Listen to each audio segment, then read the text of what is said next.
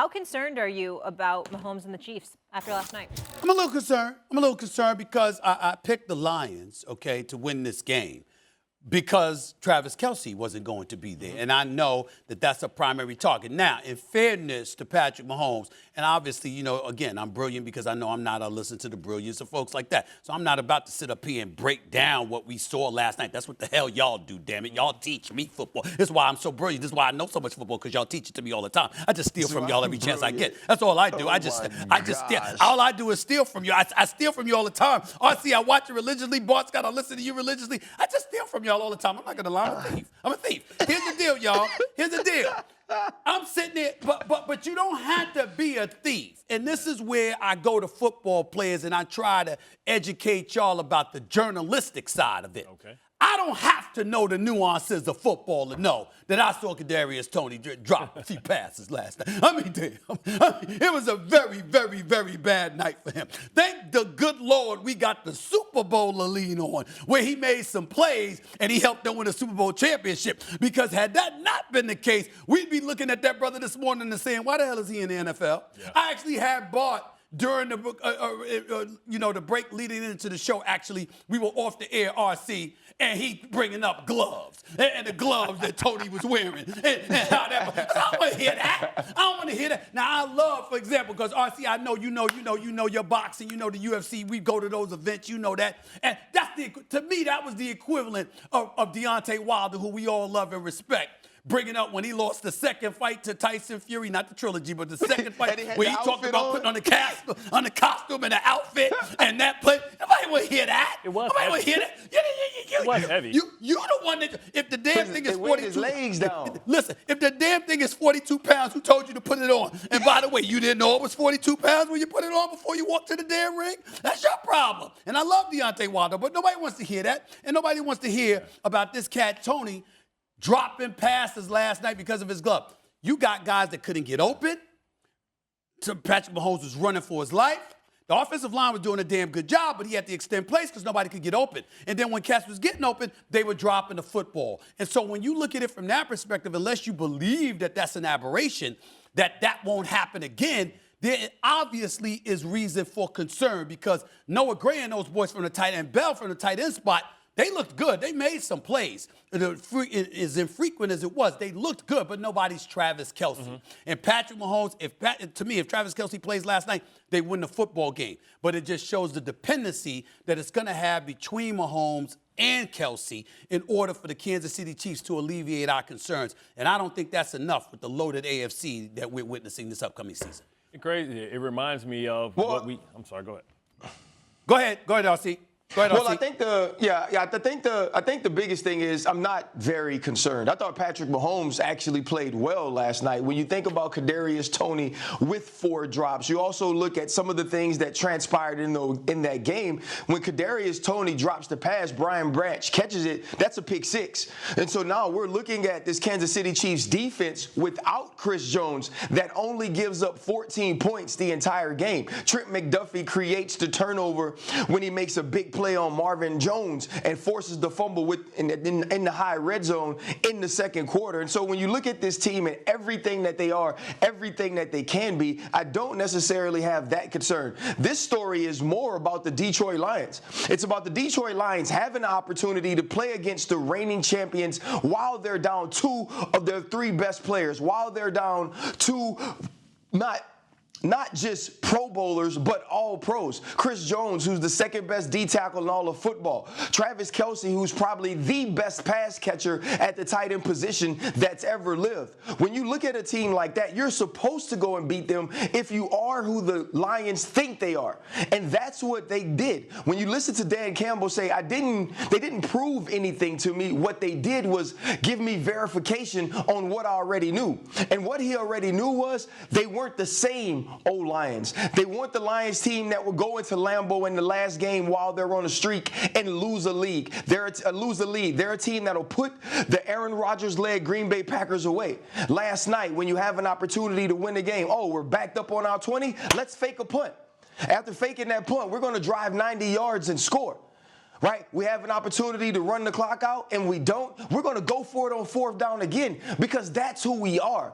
Dan Campbell in no way looked across that field and saw Andy Reid and got scared. He didn't get petrified. The lights weren't too bright. He stayed exactly who he was, who is a man that believes in his locker room, a man that believes in his team. I have to go back, and I think it illuminated the price of success. And the price of success is you can't sustain injuries. And if you're dependent on Travis Kelce at 34 years old who got hurt in a walkthrough to stay healthy, then that's a big risk, right? So we're talking about this team is not deep, right? And you talk about when you complete 11 passes to 11 different receivers, that means you don't have go-to guys.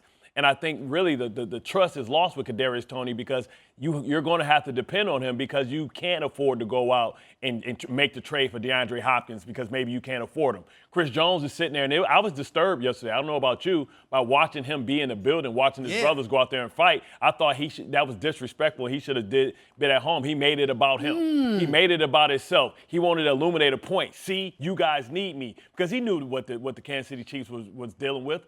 Arguably the best offensive line in all of football. And I thought that was selfish of him to make it about himself, to be seen with 2 people flanked next to him, his agent, saying, hey, show me the money. But the reason they can't show him the money, because you look at what Joe Burrow just got yesterday, Mahomes going to be right behind him. That's what happens when you continue to pay everybody top of the market money. So you talk about that. Mahomes going to get 60 if Joe Burrow's worth 55. And so that's why they can't pay Chris Jones. But Chris Jones is being selfish by making it about himself, showing up in public places, talking about, oh, I just want to raise. Right. Then you show up at the stadium when your brother's out there fighting. Right. You shouldn't have been in the store yesterday. Well, first of all, we going to veer a little bit left because I got to address that point you just made. First of all, as an aside, it's just my preference, RC, Bart. Just my preference. Yeah. I swear to you, they don't do great news. It's just my preference. I'm riding in the passenger seat with you, brother. I'm just one of those, ladies and gentlemen, I'm sorry. I'm a proud black man. I'm going to say this anyway. When you got to get flanked by agents, can one of them be a brother? It's just one of. I mean, because there's some brothers that are agents on a football level, and they do spectacular jobs. I'll give you their names for crying out. I would like to see them because, RC, you got to give this to me. You got to give this to me, RC. A lot of times we see these brothers that are agents that are making big things happen, and we don't never see them in those pictures. But somehow Chris Jones is flanked by these 2 dudes and a camera right on them. And it's a little disturbing. I want the brothers that are agents to get some shine. That's all I'm saying. Now, the point that I want to make to you is this. I got to stand here as the person who didn't play football. I got to sit here and defend Chris Jones on this point. Travis Kelce went on his podcast with his brother. By the way, great podcast as well. But let's not forget it. The pivot stands alone. It's on his led by Ryan Clark. The pivot, you know what I'm saying? We ain't gonna pivot away from it. The pivot. It's the standard. Right. It's the standard. Okay, it's the standard. It's one of the standards. All right. Travis Kelce goes on this podcast, literally begging. And by the way, I wish he had the goatee. My brother, I'm just saying, my brother from another mother. I like the goatee. I don't like this mustache. But the point is, looking like the mall cop. Like Kevin James. You just say he looks like a mall cop? No. The Kevin James playing that mall, mall cop, right? But that's a different story. Here's my issue. He's begging Chris Jones. It is entirely plausible that Chris Jones was at that game because obviously he's trying to get his money. Yeah. You understand? But the team knows he's trying to get his money. Those brothers that you're talking about stand with him because they know he deserves that money. Yeah, of course.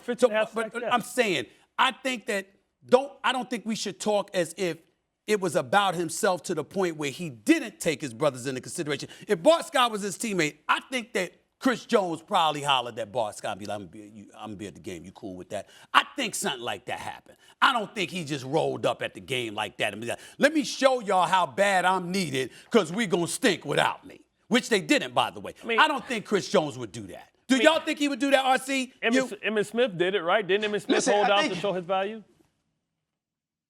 Yeah, Emmitt Smith held out for 2 games, right? In those 2 games, the Dallas Cowboys were 0-2. He got the largest contract in running back history after that. That's not what's going to happen with Chris Jones. Chris Jones, they're going to wait him out. You just played against the premier or one of the premier offensive lines in all of football. And they were stout in the run game. They lost they lost on the edges a couple of times, but they didn't just get abused in the run game. Steve Spagnuolo went to the fire zone and was able to create pressure by bringing backers like Bolton, by bringing Snead off the edge. So that wasn't a game where I was sitting at home and I'm seeing Chris Jones flanked by his agents in the suite and I go, oh my gosh, I bet they wish they had him. Now, is this team better if they have him? Absolutely. But last night didn't prove to me that Chris Jones needs to get Nick Bosa's money. Do I believe Chris Jones needs to be paid? Heck yeah. Do I believe Chris Jones needs to be compensated fairly? Heck yeah.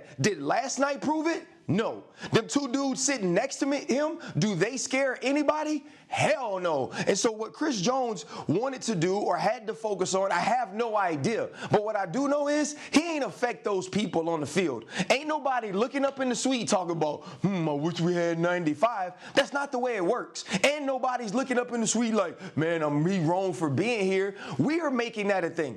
Chris Jones did what he wanted to do as a man, and we got to let him do what he wants to do as a man. The problem is this. The problem is when you're the Kansas City Chiefs and things fall apart in any way, you're going to be scrutinized differently than other teams. Why don't you call up for Mike Evans? Why didn't you go after DeAndre Hopkins? Here is why we said you'd miss Tyreek Hill. When in truth, it's Travis Kelce. It was always Travis Kelce. I can't even remember the movie, but in the movie they say, it's you. It was always you. That's what's happening with the Kansas City Chiefs. Thanks for watching ESPN on YouTube. For live streaming sports and premium content, subscribe.